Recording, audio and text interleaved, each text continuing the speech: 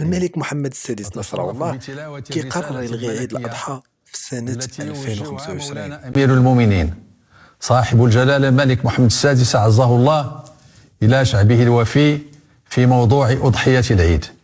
وهذا نص الرسالة: الحمد لله وحده، والصلاة والسلام على مولانا رسول الله وآله وصحبه.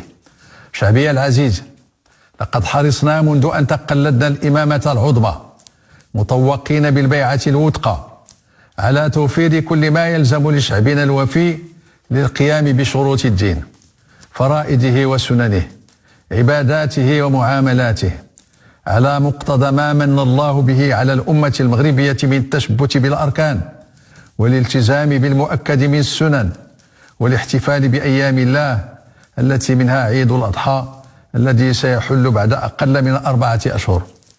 إن الاحتفال بهذا العيد ليس مجرد مناسبة عابرة، بل يحمل دلالات دينية قوية تجسد عمق ارتباط رعايانا الأوفياء بمظاهر ديننا الحنيف وحرصهم على التقرب إلى الله عز وجل وعلى تقوية الروابط الاجتماعية والعائلية من خلال هذه المناسبة الجليلة.